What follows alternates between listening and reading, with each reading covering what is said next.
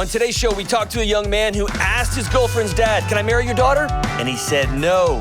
We also talked to a wife and mother whose relationship is headed towards divorce, and she's stuck and afraid.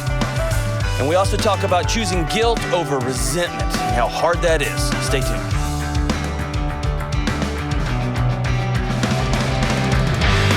Yo, yo, yo, what's up? That's a bit much. Coming in hot this morning. I don't know what time it is, but I'm sorry, James. Kelly, her eyebrows shot up. Like, that was too much. Sorry. Let me do this again. Good morning, everybody. Welcome to the John Delony Show, where we talk about joy and laughter. And I don't know what's going on, man. Hope y'all are doing well. Thank you for joining us. There's a billion podcasts. You chose this one. We're glad that you're here. So good. James, Kelly, how we doing? A little tired still. Yeah? Coming back slowly. My shoulders hurt from carrying the weight, but beyond that, I'm good. Well, after the show yesterday, James and I identified you as the potential super spreader who's trying to take over the show because you want to be the producer and the talent. I want to be the next you? The bar's low. I get it. I get it. But James and I are on to you now. We see what's happened. And it's good to see you. Nothing. Just eating your breakfast back there like you don't even care. Nothing. Hey, so before we get going, I want to do a quick response to something I got on the internet yesterday. So we put one of those things up, ask me any kind of questions, and this idea of resentment and guilt came up. And I just mentioned as a throwaway line, choose guilt over resentment. I got a ton of responses to that question. What do you mean choose guilt over resentment? What does that mean? And people ask me, I'm always telling people that resentment is the end, right? That's the death of a relationship. That's usually the death of your work environment. And so always telling people choose guilt over resentment. And I've seen that popping up in popular like pop psychology books over the last year or two. Choose guilt over resentment. Here's what that means. Here's an example of what that means. Let's say that you go to Thanksgiving at your mom's house last year. And you go to Thanksgiving and it's a disaster. Everybody's just complaining and whining and it's COVID this and politics that. And you and your kids, you and whoever you're married to, whoever, like we're done. We're never doing that again. Ever. And then fast forward to this year and it's August, it's September, it's October. And mom shoots the text and says, hey, Thanksgiving is going to be on this day at our house. And you inhale sharply, like, oh, man, I'm not doing that. I said I wasn't going to do that. This is when you choose guilt over resentment. This is when you text back and say, we're going to be doing Thanksgiving as a small family unit this year. I'm going to be doing a Friendsgiving with my friends here in my local city. And I'm not going to be able to make it. I'm going to be doing something with my local church. I'm going to be doing something with my workplace.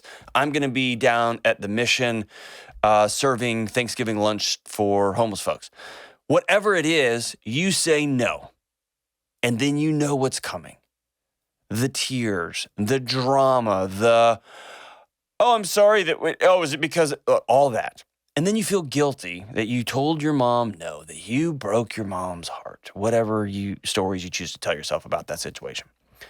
Or the other alternative is you say, and you don't answer. And then you send some text to your brothers and sisters. You send a text to your dad. You complain about it to your friends. You whine about it, but you know what's going to happen. You know, I'm going to end up going. I'm just going to go. And then you get close to time and she says, hey, I haven't heard back anything. Just still making sure. We're having dinner on Thanksgiving Day at 4:00. We're going to have this evening lunch dinner combo thing that nobody really likes, but that's just what we do. And then you look at your husband, you look at your wife, you look at your girlfriend, and you're just like, hey, I guess we're going. And then you are huffy and whiny the whole week leading up to it. You put off work stuff until the last possible minute so that you're frantically packing to go. You drive, you complain about the gas prices, you wind up, we don't get any snacks, we're just gonna eat crap food all the way. And then you get there, and then mom starts in on politics and COVID and whatever, and here we are again. And then you know you're not gonna get any sleep because you don't sleep good on the couch and you're on the pullout because the kids get the... and it just starts. And so you go and you resent the whole thing. You resent the food. You resent the invitation. You resent the cramped conditions, the time of lunch. And you just resent up until the time. You resent the whole trip. And then you're exhausted on the way back and you're whining and you're complaining about it. And so what you're doing when you choose resentment is you're choosing misery. You are choosing dysfunctional relationships. You're just choosing to put coins in that slot. I'm just going to choose misery, choose misery, choose misery. And so what I want people to begin to do is have boundaries and choose guilt over resentment. Choose the guilt you're going to feel by holding that boundary. Choose guilt by saying no. Choose guilt that when your local church says, hey, will you come teach Sunday school? And you just go, no. You instantly go, I should have gone. I should have done it. Or when your husband says, hey, I really want to go eat here tonight, and you know that food gives you rocket diarrhea, you're not going to go, and you just say, no, I don't feel like eating there tonight. I want to eat here. That's better than choosing to just go, okay, whatever, I'm going, and then be resentful of him, be resentful of the restaurant, be resentful of the wait staff, of the babysitter, being resentful of everything. So what I want you to do is look around your life. Find those places where you have chosen resentment, where you continue to do things that make you miserable, and that when you show up, you choose to be miserable while you're there. I want you to find those places in your life and say, no, begin to draw boundaries around those things and choose guilt over resentment. Because here's what you're going to find. Guilt won't kill you. Never has, never will. And you're going to find that, wait a minute, guilt didn't kill me. And I'm actually stronger for having had a boundary and holding it. And now I've got to deal with the relational impact of this because I'm not the peacekeeper here. It's not my job to make sure everybody else is okay and me just resent them all the time. So I don't want to eat Taco Bell again. I'm going to say no. And I'm going to feel a little bit guilty because I drew this boundary. I get that. And now I'm going to have to deal with the imbalance in my marriage. I'm going to have to deal with the imbalance in my dating relationship. Or my kids say, can I have? And you just go, no, you cannot. I'm going to feel that weird pang of guilt because I told my kid no. And I'm going to wonder, where does that guilt come from? And I'm going to start tracing that back. Or I'm going to do the hard work. I'm going to find out where that guilt, I'm going to free myself from that over time. But you're going to find that you get stronger and stronger every time you stare guilt down. You realize I can do hard stuff. I can. I'm stronger than I thought I was. I need to get a friend to help me with this one because I feel really guilty by telling my mom no. I feel really guilty by not going to do whatever dad wants to do again and again and again. Choose guilt over resentment every time. Every time. And then watch how powerful and strong you become and watch where you have to start dealing with some of the stories you've been telling yourself for years and years and years. So that's choose guilt over resentment. Hope that helps. All right, let's go to Gabriel in Toronto. What's up, Gabriel? Hey, man. I'm good. How are you? I'm outstanding, brother. How we doing? Yeah, I'm doing all right. All right, man. So what's up? How can I help? Yeah, so I would like to propose to my girlfriend. But when I spoke to her dad sometime around March, he did not give me his blessing to take her hand in marriage. Oh, no. He said no? Yeah, he said no. Dude. And that was in March. Tell me how that... So hold on. it. How did the conversation go? Did this shock you, or did you know this was coming? No, you know what? I didn't know what to expect, so I guess it kind of did shock me. I just asked him, like, yeah, we know we've known each other for this time, and I have this much money. And he's like, oh, yeah, that amount can buy you a trip, like, just buy you a flight ticket. Basically said, I have no money. I don't have an education. And he said to chill for 5 years. For 5 years? Yeah, that's what he told her. Yeah. That's what he told her. All right, so you... wow. One day, I got to check with him and make sure he's cool that I tell that story. One day, I'll tell the story on the show about when I asked my father-in-law if I could marry his daughter. It's outstanding, his response to me. And by outstanding, like, I still shiver. But, so you just got to outright no. So you called this dude. Did you call him or did you go in person? Please tell me it was in person. Nah, so she lives in a different country, so I have to call him. Okay, so you call him, and he just says no. And then do you circle back to her? Does she know this exchange happened? Yeah. She does. So what does she say? I'm out? Or forget that guy?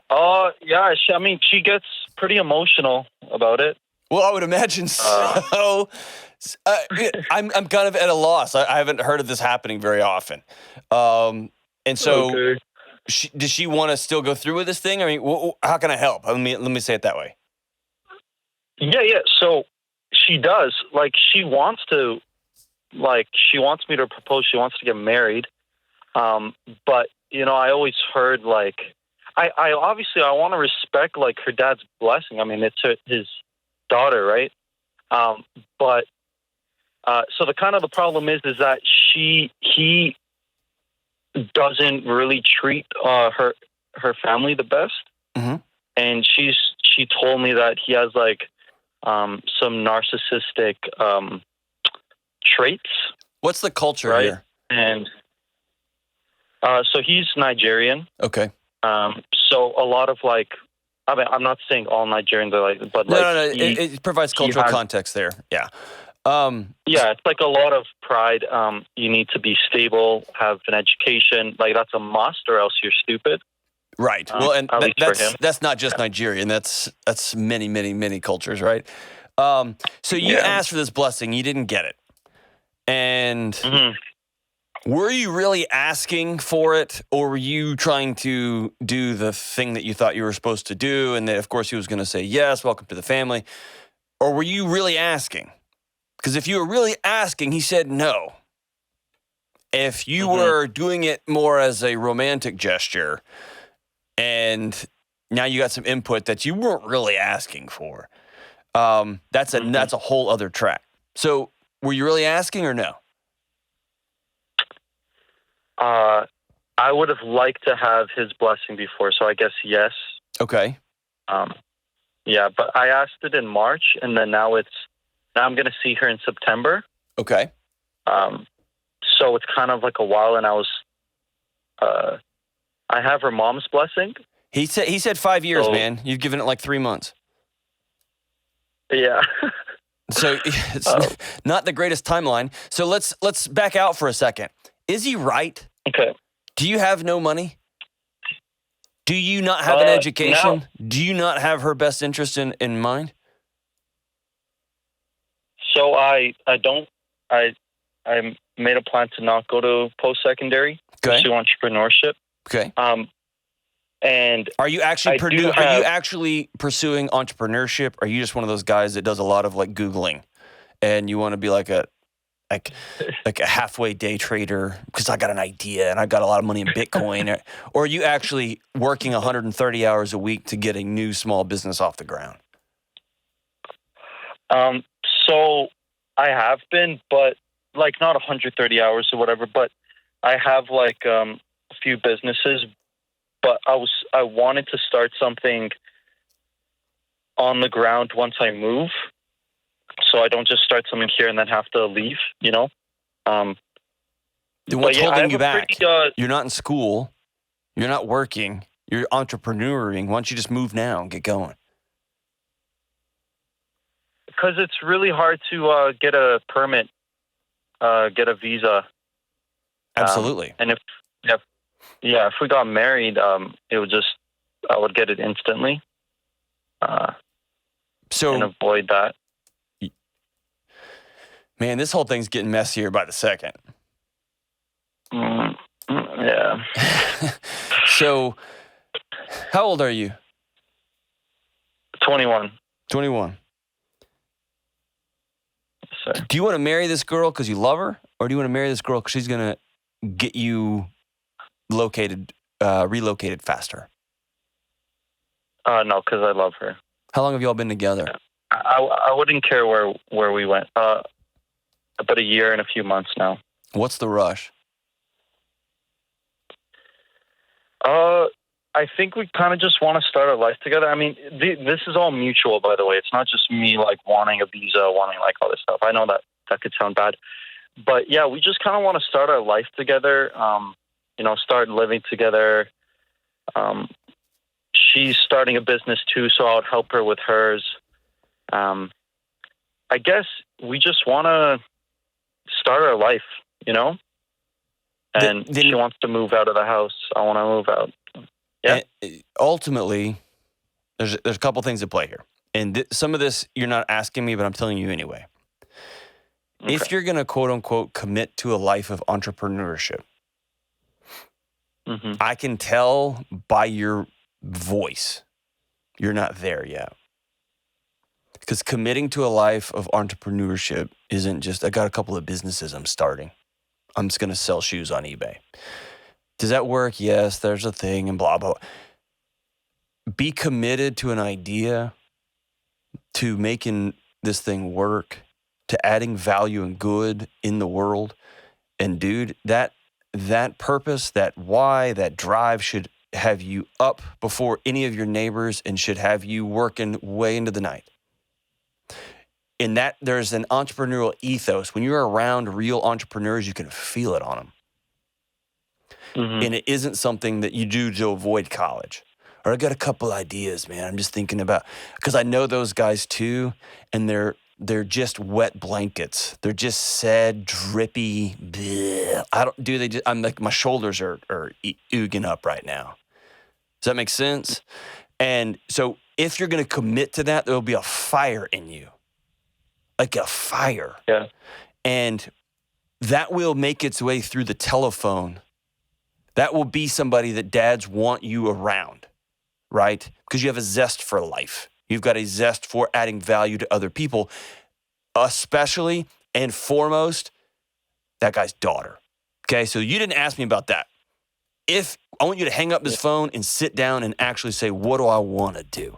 And it shouldn't like just sitting around waiting until you move, or I want to start. Get going today, man. Get going today. And if you build up a bunch of clients and then a year later you're married and you're living in a new country or a new town, awesome. The skills you'll have learned now will translate directly where you are. Whatever that hustle is, that grind is, the how to get funding is, the hours work, all of it nothing will be a waste. Nothing. Okay? So that's unsolicited. As it comes to his daughter, is a simple thing. He said no. He said, wait 5 years. And so y'all can either get married. No, he doesn't have his blessing. Depending on who he is, the cultural implications, where he lies in his family, all that stuff, he may cut you out forever. And if y'all are good with that, then be good with that. Go into it with eyes wide open. Or he may have been blowing smoke at you just to see what kind of man you are.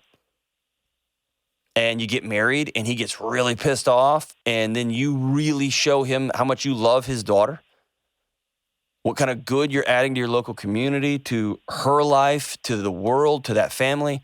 And then he comes around. And then in 5 or 10 or 15 or 20 years, this is a funny story that y'all tell at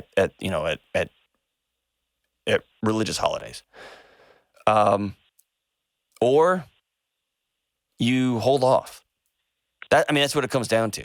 So is she willing to say, forget this guy? I'm out of my dad's house. I'm moving out. I don't care what he has to say. I've got my mom's blessing. That's good enough for me. Let's get married. Yeah. Okay. Then what are you waiting for? Something's holding you back. I'm planning to do it in September. So not much is holding me back. I just wanted to get some wisdom and insight, I guess, right? Yeah, at the end of the day, she's not property. She's her own person. Yeah. And dad said no, and it's going to be hard. Okay? It's going to be tough. Mm-hmm. And so don't think it's just going to be this, I'll be all good. It may not. He may cut y'all out. Hopefully he doesn't. So here's what I would do if I were you. Okay? Here's what I would do.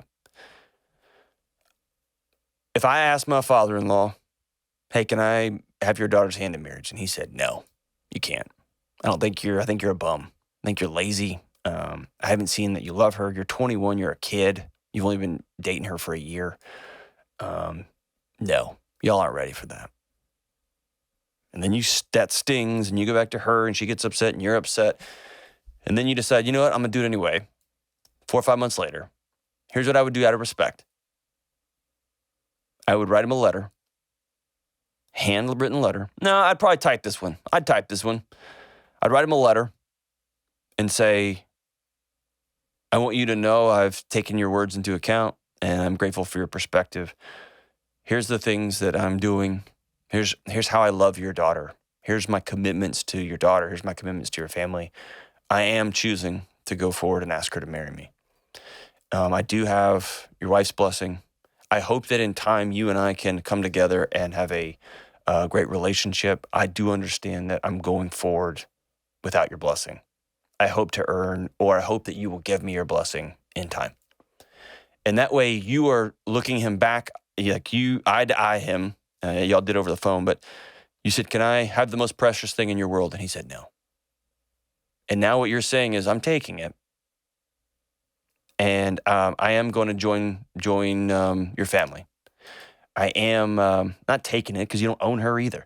I am going to co-create a world together with your daughter. And I want you to know that I respect you and I appreciate it, your insight and input.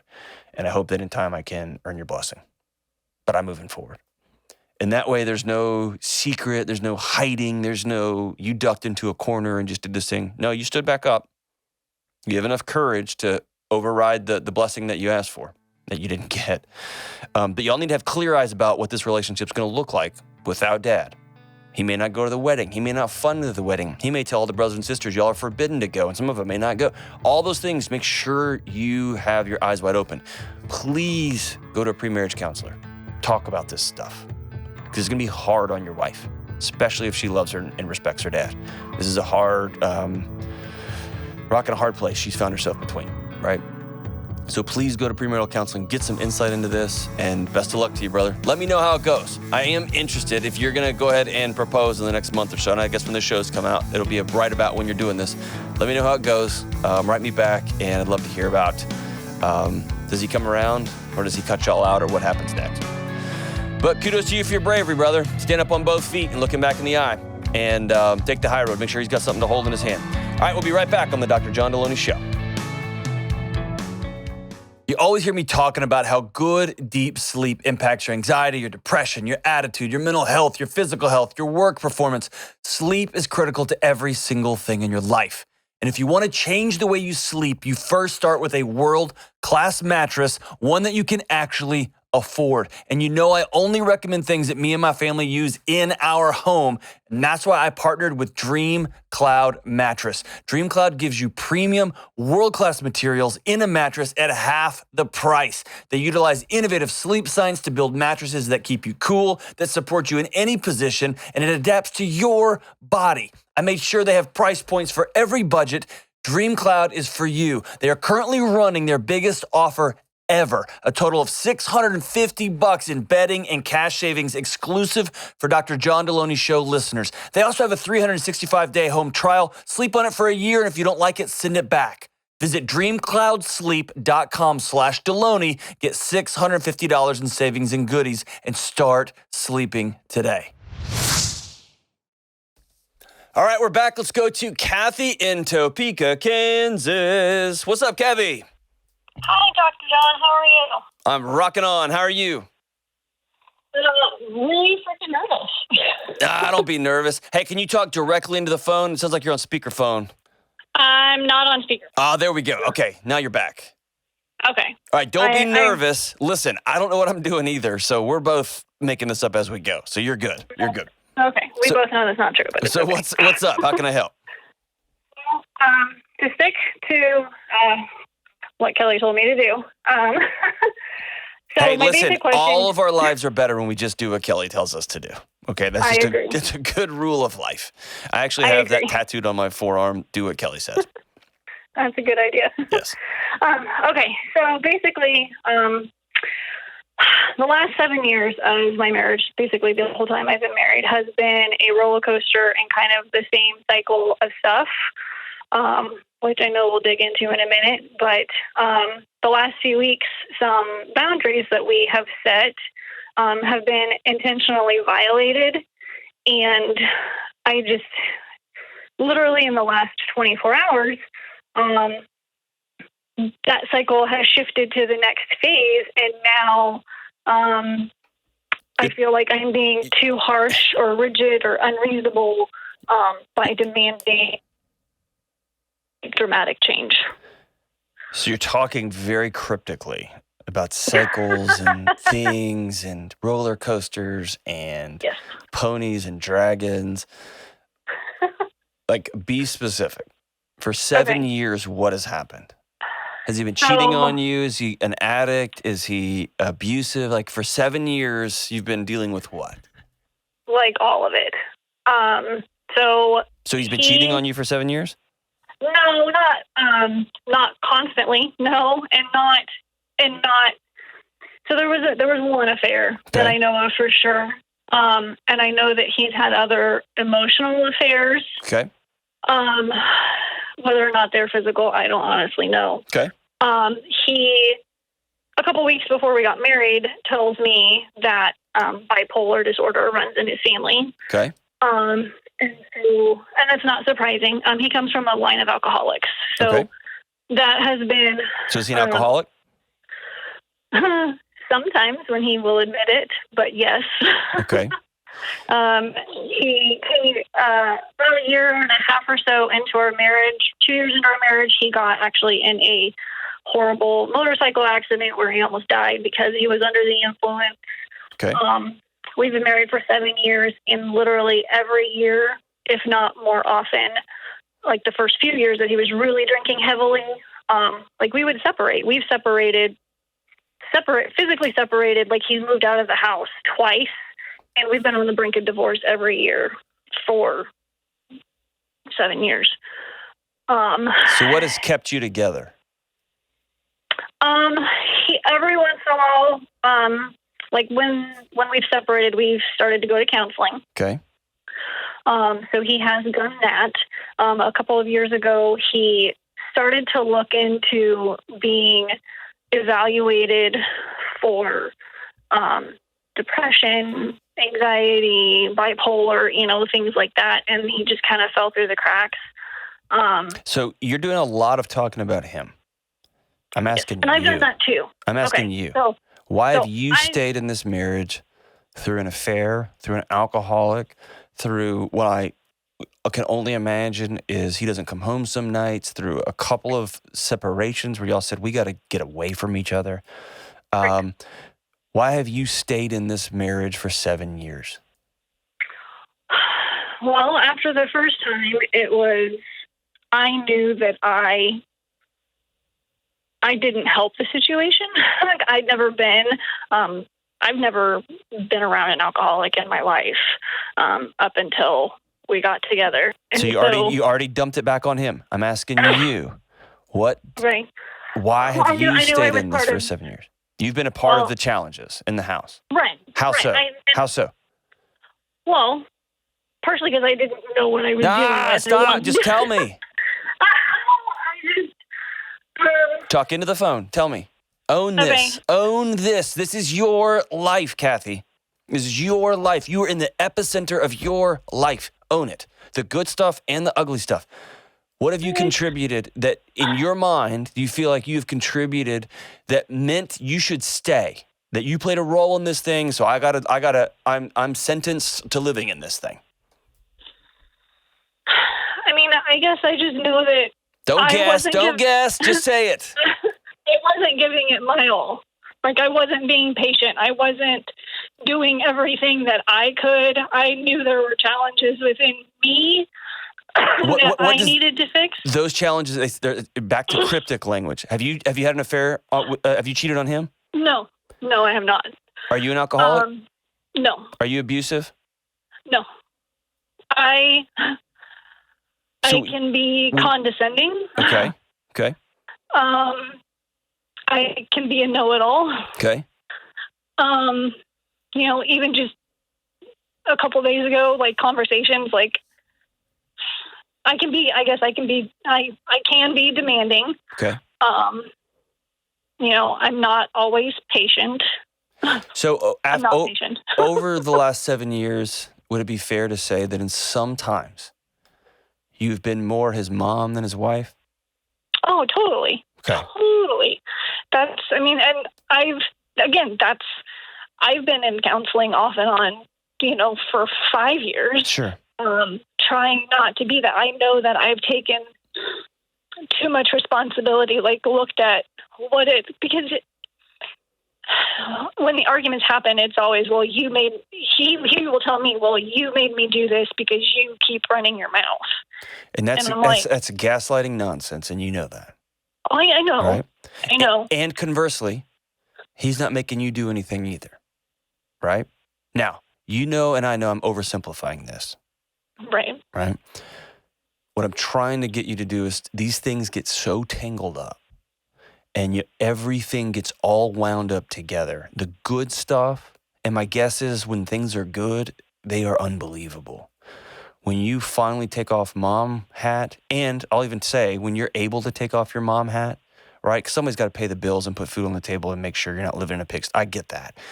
And someone's got to make sure that idiot goes to work. And somebody's got to hug that guy when he's sick, right? Right. And vice versa. When he is on, he's not using, he is probably incredibly loving and committed, right? Is that fair? Right now today, he's it's all puppy dog face. There you go. There you go. I love you. And I'm but that's right. What about the last 3 weeks? That's right. That's right. So listen, these things get so tangled up. And it's hard to pull apart which part I own and which part I just deal with and how much of this is truthful and how much of this is not. And it just becomes a mess, right? And then it becomes, well, if he would just fill in the blank, and then he is saying to himself, well, if she would just fill in the blank, and you get in someone's just got to stop the dance. You've heard me say that before. Someone's got to stop the dance, turn the music off, and just say, what is happening? And these things go in these cycles because the goods are so good. And we allow that to cloud over all the bads. And the bads can be so bad that we let them cloud over the good stuff. And we just find ourselves stuck in this inactivity, right? We're just frozen. So something happened a couple of days ago where you said enough is enough is enough. What was it? Well, we've been... we started with a new counselor about a year ago. Okay. And we set down some pretty firm boundaries. Well, firm boundaries. One of which is because when he gets angry about anything, he automatically is, I'm going to leave, or I want a divorce, or, obviously because that's been part of that cycle. And so,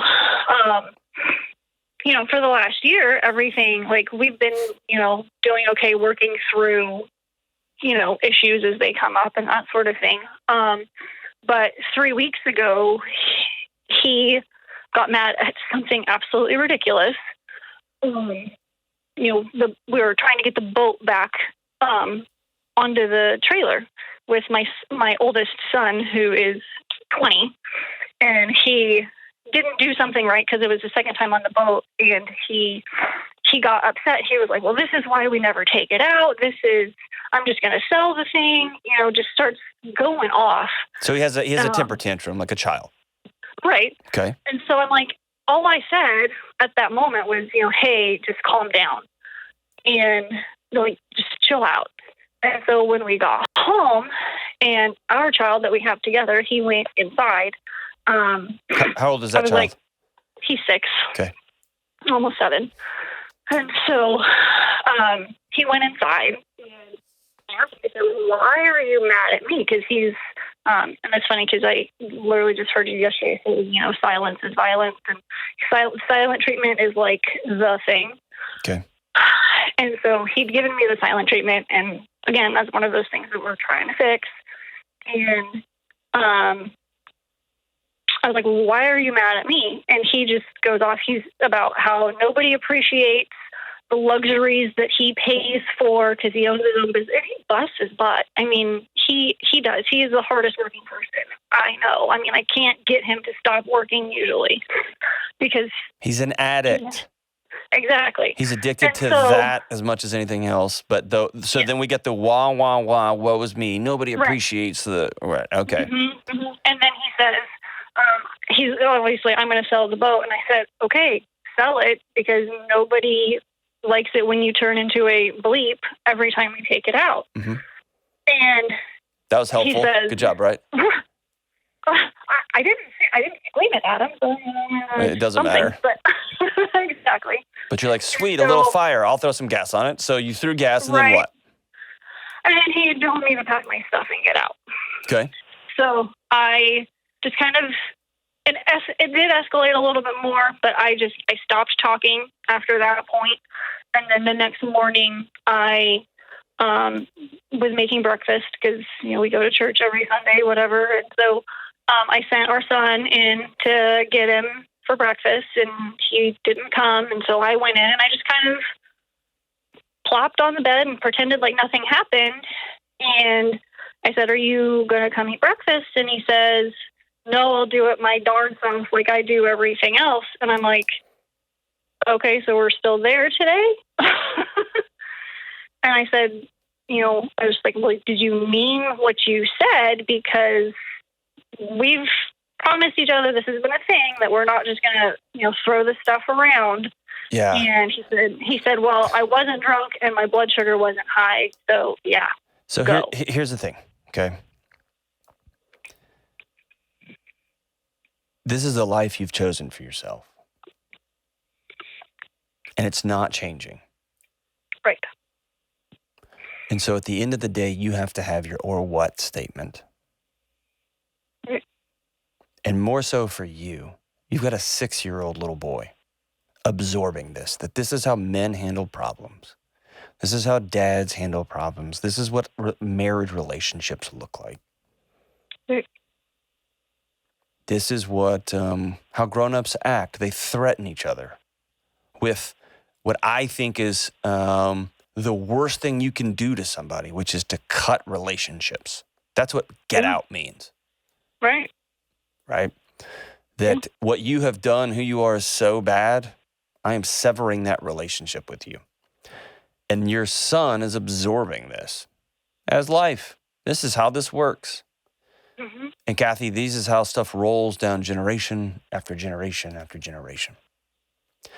And for some reason, the roller coaster ride has been enough for you to hang on there. And I'm not telling you to get out of this thing. I'm not telling you to stay in this thing. I'm telling you that you're getting the life that you allow. And you are living the life that you that you are continuing. And if you've been going to counseling for 7 years with multiple different counselors, and here we are 7 years later, and your husband got frustrated trying to put a boat on a trailer. I've been there. It's the worst, right? It's the worst. But that was enough to make him act like a 5-year-old. Or when he started to act like a 5-year-old, his wife said, "Hey, will you chill?" Which happens to me regularly, and I have to then make a decision. Am I going to double down on being an idiot?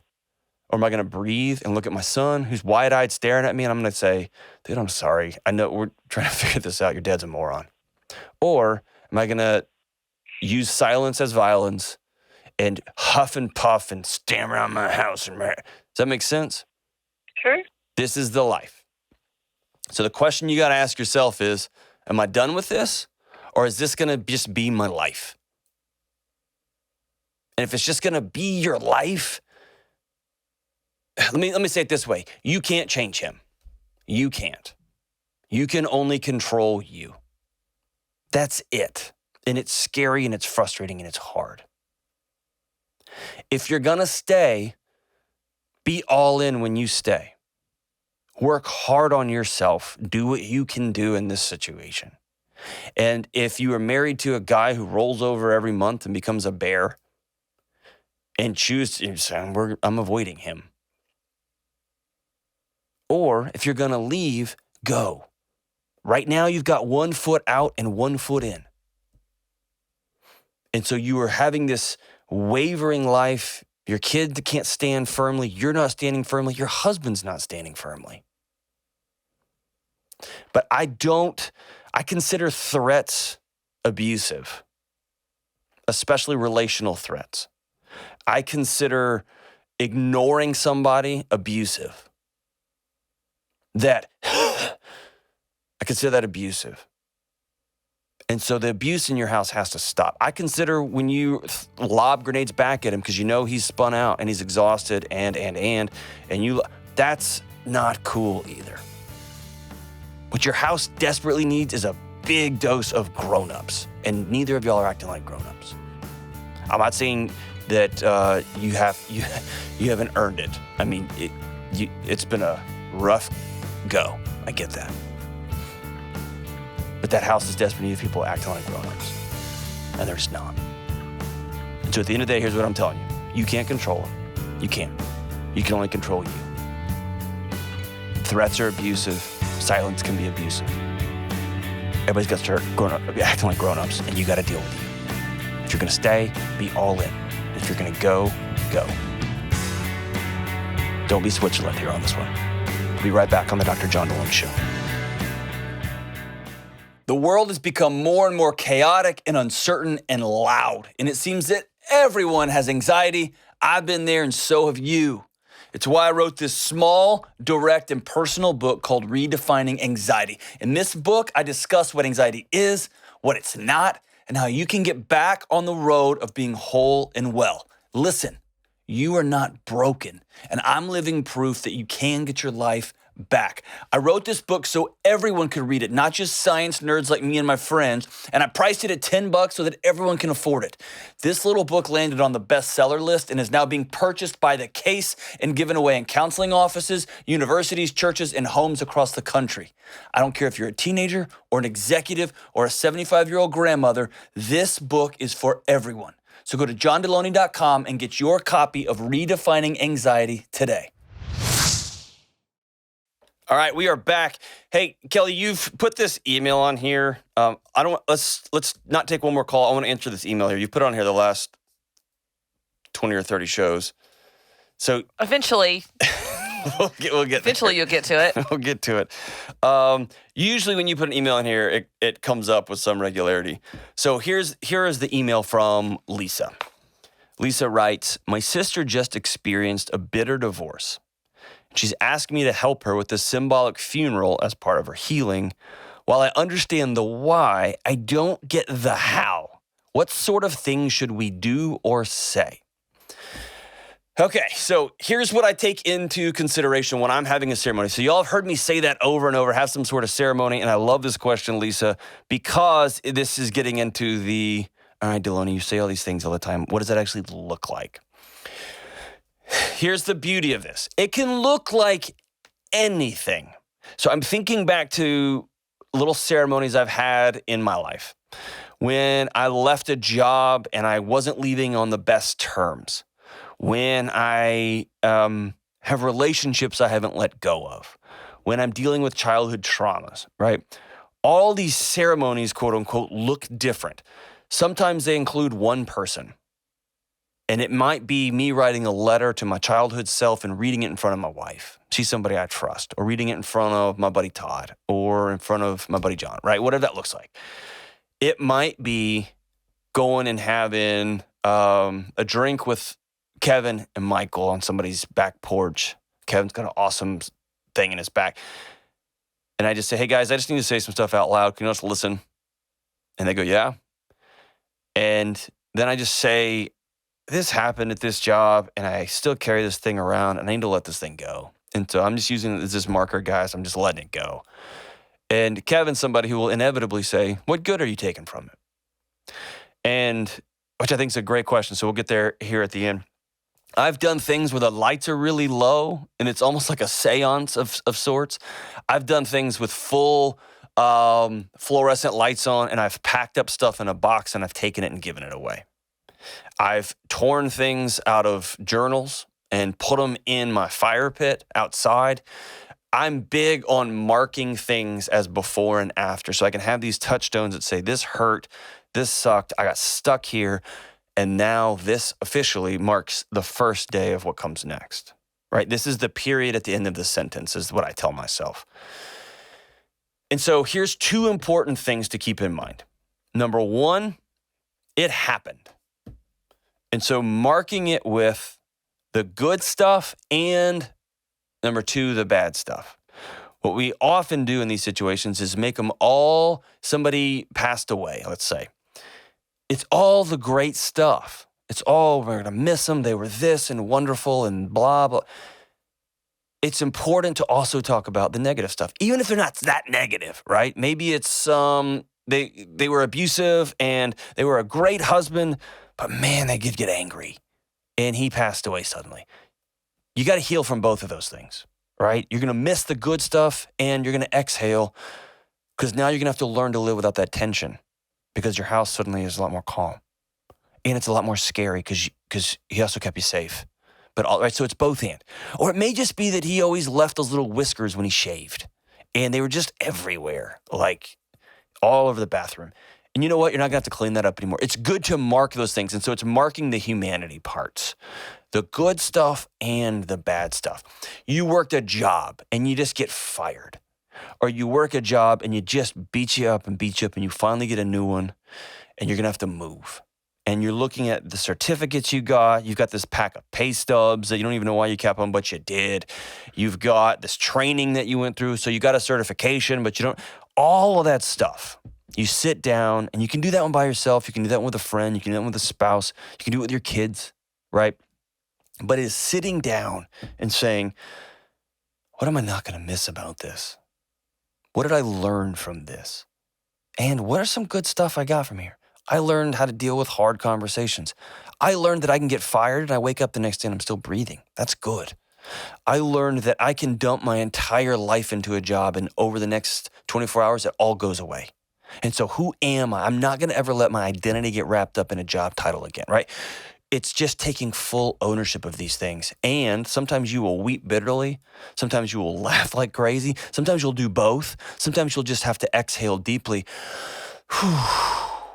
Sometimes you're going to keep a little trinket.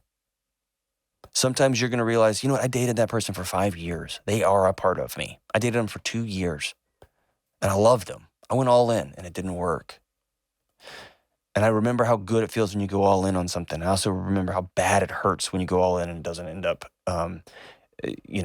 being for the rest of our life. So I'm going to keep this little thing that we got on that one trip, or I'm going to keep this one letter and the rest of this stuff I'm going to throw away. Or I'm going to get it all out of my house. I'm going to clean it all out, right? I'm going to write down and we're going to put this in a fire. We're going to put it over a candle and we're going to burn it. I had one person that I worked with that wrote a letter to his dad, wrote a letter to his brother that had taken his own life, and then went out to a firing range and shot holes all through it. He was a big gun collector.